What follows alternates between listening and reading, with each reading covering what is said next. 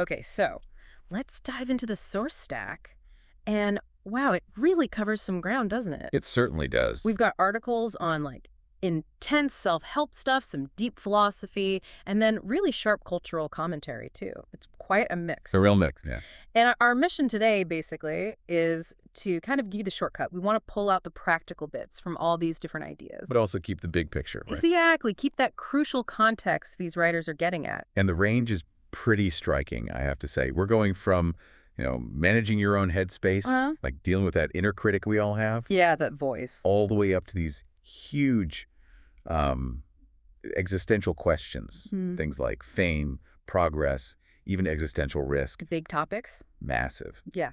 And our job, I think, is to show you how these threads, which seem so separate, actually connect. I like that. Okay, so to try and make sense of all this, where do we start? I think it has to be with the personal, right? The self. Makes sense. Start close in. Yeah. And the sources kick off by really challenging maybe the most common idea of success today. You mean like money and possessions? Right. They argue that real fulfillment, genuine happiness, that's something you have to actively go after. And it's just philosophically different from just chasing stuff. Yeah, it's not passive. And underlying that is, I think, the absolute core idea in all these sources. Agency. Agency. And personal responsibility. The argument is strong. Fulfillment isn't something that just happens to you when you tick certain boxes. Okay. It's the direct result of, consciously taking ownership of your life, having a stake in the outcomes. That sounds good, but like responsibility can feel huge, right? Almost crushing sometimes. It can, definitely. Which is why I thought the practical advice here was, well, kind of brilliant, actually. They give you a tool, a way to keep that agency without feeling totally overwhelmed. You mean the serving your future self idea? Exactly that. Tell us about that. Well, it's the nuance that makes it work, I think. It's not just vague plan for the future stuff. They get specific. It's a micro commitment. Serve the self that's going to exist in, like, the next 24 hours. Wait, 24 hours? Why so short? If I want, big fulfillment, shouldn't I be thinking 5 years ahead, 10 years? That's a really good question, actually. It touches on practicality versus, let's say, grand ambition. We often crash and burn with the big plans because, frankly, the mental effort is too much. Serving your 5-year future self, that requires huge changes now. Okay. But serving your 24-hour future self, that's concrete. It's immediate. Did you, drink enough water today? Did you answer that one crucial email? Did you just get up and walk for 5 minutes? Small things. Tiny things. But doing them makes the task manageable. It reinforces the habit of being responsible for yourself. And that habit, that's the muscle you need for the bigger stuff later. I get it. So it's about measurement, building the habit, not some massive life change overnight. Precisely. It's the steady, conscious use of your agency. Okay. And if that's the positive side, using agency, what about the flip side? The sources talk a lot about what gets in the way. They do. The main thing seems to be the inner critic. The inner critic, yeah. We all know that voice, right? Yeah. That nagging thing. Exactly. But the sources frame it as more than just self-doubt. It's a specific psychological concept. It's the main internal thing stopping us from using our agency. And why does it do that? Well, interestingly, it's often a kind of misguided protector. It's trying to save you from failing or looking stupid or getting rejected. Right. But his main tactic is demanding you do nothing. Stay safe, stay small, don't try. Paralysis. So it's trying to stop future me from regretting mistakes. Exactly. But by doing that, it stops present me from taking the very actions future me would probably thank me for. You nailed it. That's the irony. Yeah. You can't really serve that 24-hour future self effectively if you're constantly frozen by negative self-talk right now. So what do you do? The sources suggest recognizing it. See that voice not as you, not as truth, but as this entity, this flawed part of your psychology. Just labeling it helps. Immensely. Just calling it the critic is the first step. It helps you reclaim your power, take back responsibility for your actions or your inaction. Okay, that makes sense. So let's say we manage that inner critic, we build up our agency. What happens when we take that stronger self out into the world? Good transition. Let's shift from the internal stuff to, how we interact with others, the social landscape. Right. Now we're talking reputation, fame, these kinds of things. Yeah. And the material looks at how, especially now with constant connection, these aren't fixed things anymore. They're fluid. They reflect how your agency, your actions kind of project outward. So reputation isn't just what happens to you. Less and less. The sources argue it's built much more on intention now, on the signals you deliberately send out, Hmm. which makes it all much more volatile than it used to be. And to help navigate that volatility, the sources give us something really useful, I thought. A clear difference between charm and charisma. Oh yeah, that distinction is great, because people mix them up all the time, don't they? Totally. But they do different jobs. Very different. Charm, as they describe it, is often tactical. It's about making other people feel good, feel comfortable, Okay. being agreeable, smooth, remembering names, fitting in. The charming person puts everyone at ease. Right.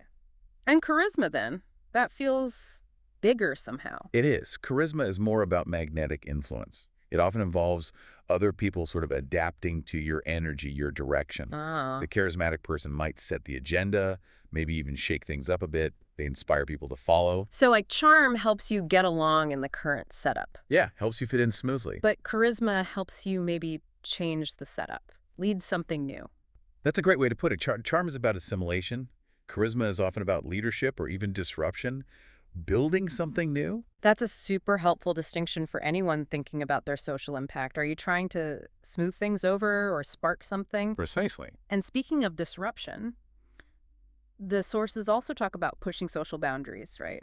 How does that fit into reputation? Yeah, this is where agency gets applied externally, but with higher stakes.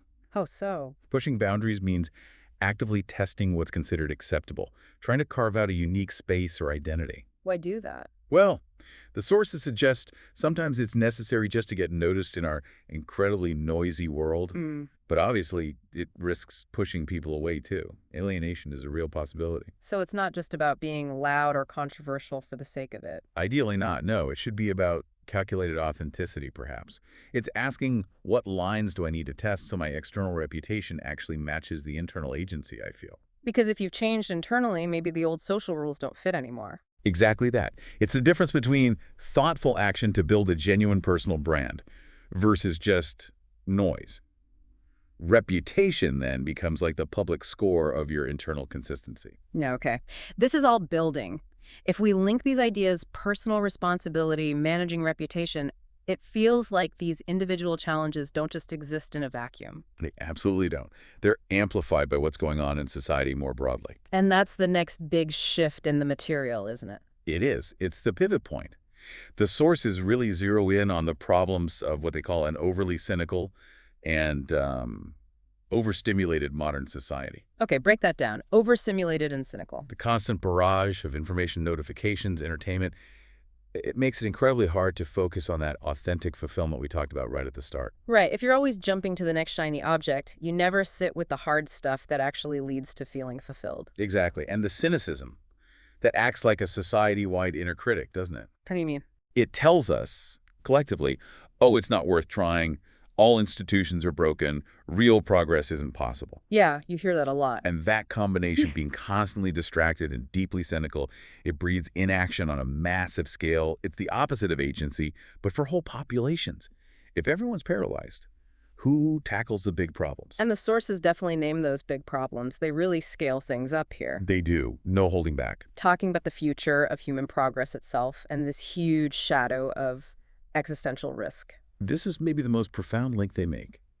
Why does a discussion about your inner critic suddenly lead to AI risk or climate change or, other potential global disasters? Yep, what's the connection? The analysis seems to be that these huge collective outcomes, they're ultimately just the sum total of individual choices, individual responsibilities or lack thereof. Wow. Tell me more about that relationship. It feels like a heavy philosophical point. It kind of is. The argument goes, Yeah. tackling existential risks needs cooperation across generations. It needs huge investment, long-term thinking. Right. Stuff that's hard to do. Very hard.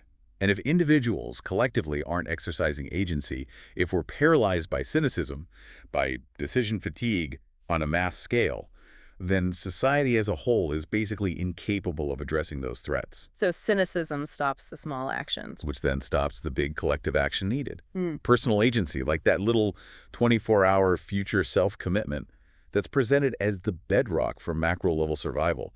You can't solve global warming if people can't even, solve their own immediate problems. That really puts a different spin on those small daily choices, doesn't it? Phew.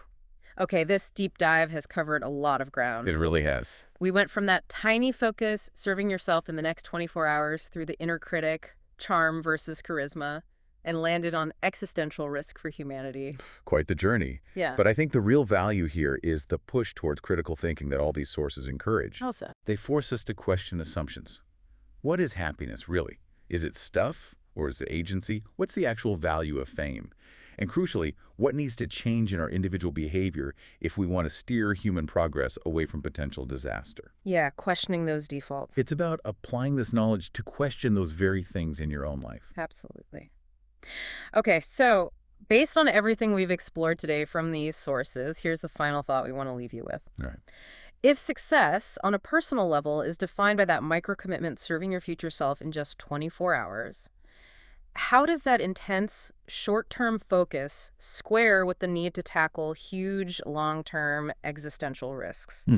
When does optimizing for your immediate personal well-being maybe become a barrier to contributing to that larger multi-generational global responsibility? Where's the right balance for you? Something to think about this week.